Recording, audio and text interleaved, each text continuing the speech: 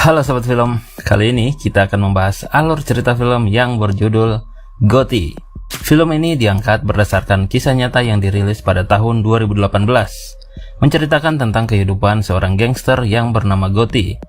Pada masa kejayaannya, Gotti memang termasuk salah satu bos mafia paling berpengaruh dan ditakuti di Amerika. Meskipun demikian, Gotti juga sangat dicintai banyak orang. Nah, biar nggak penasaran, langsung saja kita simak alur ceritanya. Let's go!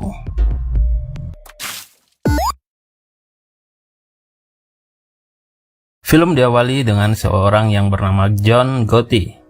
Dia menceritakan kejahatannya selama 3 dekade di New York City.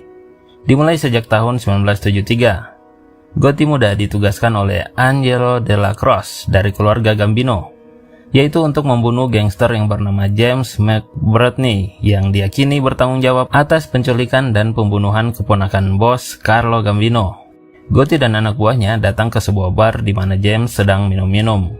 Kemudian dua anak buahnya beraksi terlebih dahulu menyerang James. Lalu Gotti yang membunuh James di bar itu. Berpindah ke tahun 1999, Gotti dirawat di Pusat Medis Amerika Serikat khusus tahanan federal di daerah Springfield. Gotti dirawat di sana karena didiagnosis menderita kanker tenggorokan. Diperlihatkan juga Gotti bertemu dengan putranya John Junior Gotti. Di situ anaknya akan melakukan banding untuk mengajukan permohonan pembebasan Gotti. Lalu kembali ke tahun 1973. Gotti diidentifikasi sebagai pembunuh James dan dijatuhi hukuman 4 tahun di Green Haven. Istri dan anaknya pergi menjenguknya dengan rasa prihatin. Akan tetapi karena pengaruh keluarga Gambino, dia diizinkan untuk pergi dengan alasan cuti medis. Tapi nyatanya dia kembali melakukan bisnis kriminal. Gotti juga diberi tugas untuk membunuh lawan dari bosnya. Setelah ia melakukan pembunuhan itu, ia kembali ke penjara. Kemudian Gotti dipindahkan ke Lewisburg dan dibebaskan bersyarat pada tahun 1975 setelah menjalani hukuman hanya 2 tahun. Setelah bebas, Gotti kembali ke keluarganya. Tahun 1979, Gotti hidup bersama dengan istrinya Victoria dan anak-anaknya di rumah baru mereka di Hawaii Queen. Gotti berusaha keras untuk menjadi seorang gangster profesional.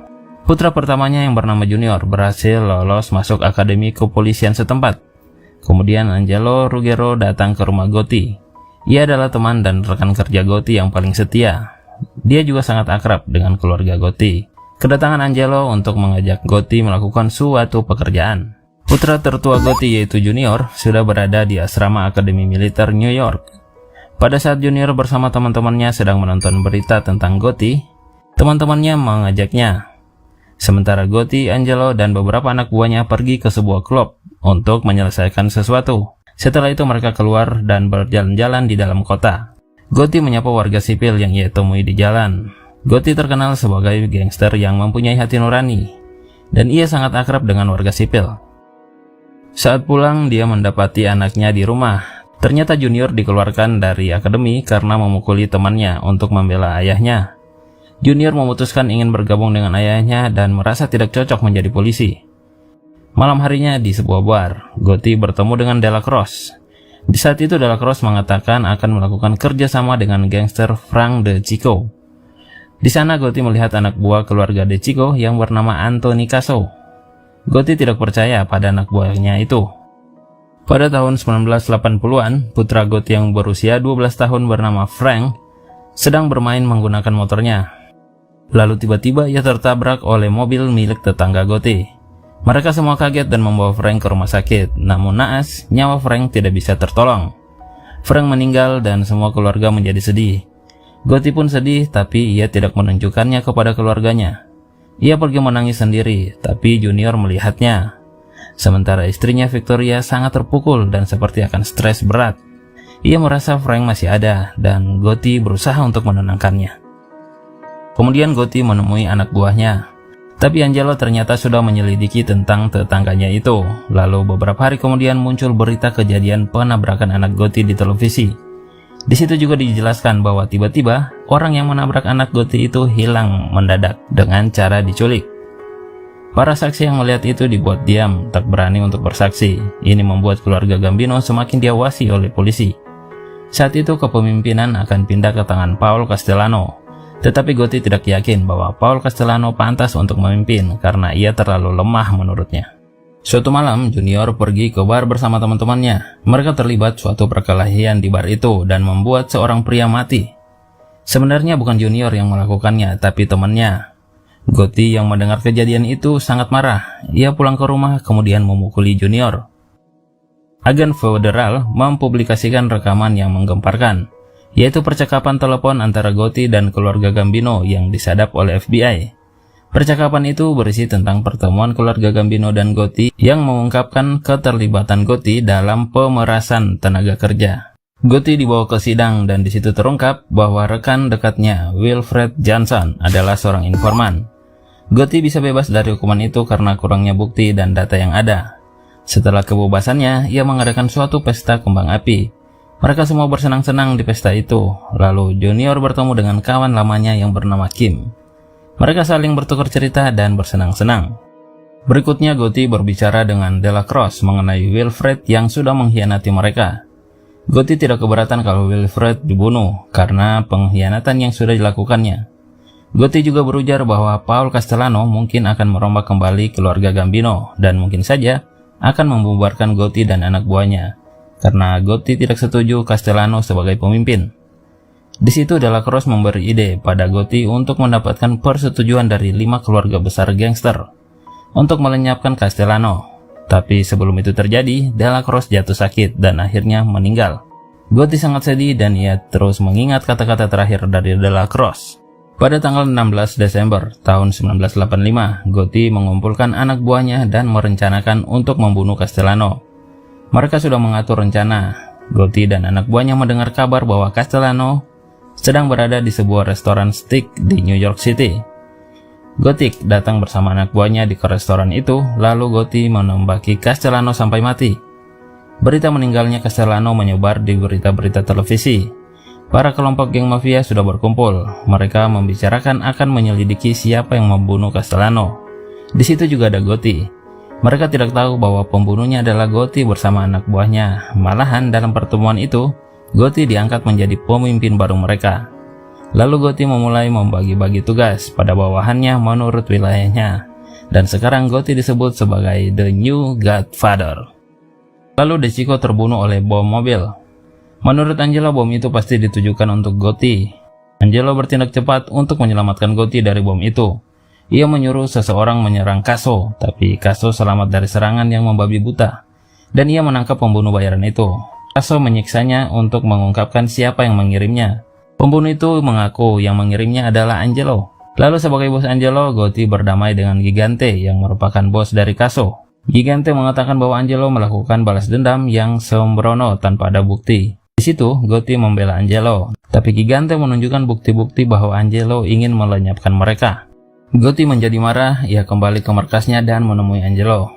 Ia bertanya alasannya melakukan itu, dan Angelo menjawab bahwa ia hanya ingin melindungi Gotti. Tetapi tindakan yang dia lakukan telah membuat segala sesuatunya menjadi kacau. Gotti mengusir Angelo dan memintanya tidak kembali lagi ke markas mereka. Angelo menjadi sangat sedih, begitu juga dengan Gotti dan yang lainnya. Tapi Junior diam-diam memohon agar Angelo tidak meninggalkan ayahnya. Angelo hanya mengatakan bahwa ia tidak boleh menentang perintah dari ayahnya. Sesampainya di rumah, ia memohon ayahnya memberi kesempatan kepada Angelo. Tapi Gotti tidak bisa, karena itu sudah menyangkut kepentingan banyak kelompok. Ayahnya meminta Junior untuk menerima itu. Kemudian Gotti mengikuti sidang untuk ketiga kalinya, dan ia lolos dari tuntutan ketiga kalinya juga. Gotti dijuluki dengan nama Godfather oleh para wartawan, karena tampaknya Gotti tidak dapat tersentuh oleh hukum.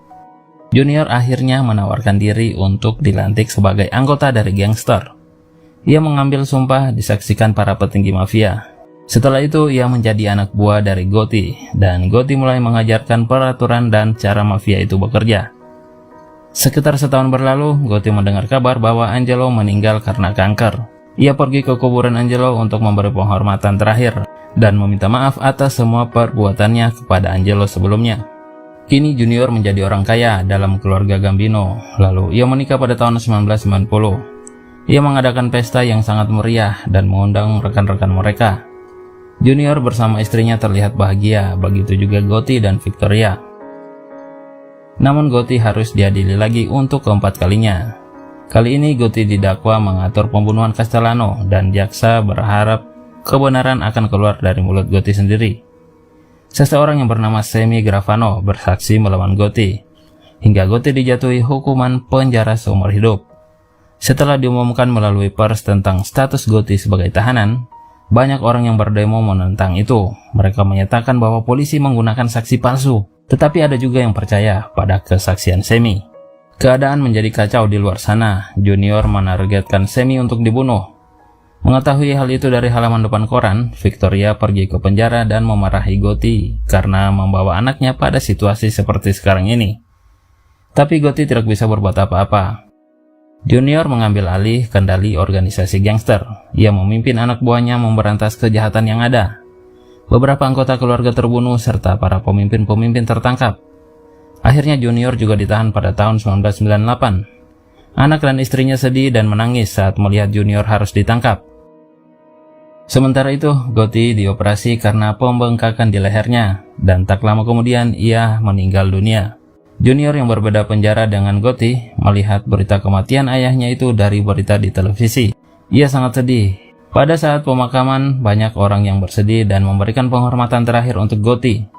Masyarakat mencintai Gotti karena ia tidak pernah melukai warga sipil dan banyak membantu warga. Bahkan menurut mereka, pada saat dia di penjara, kejahatan justru semakin meningkat.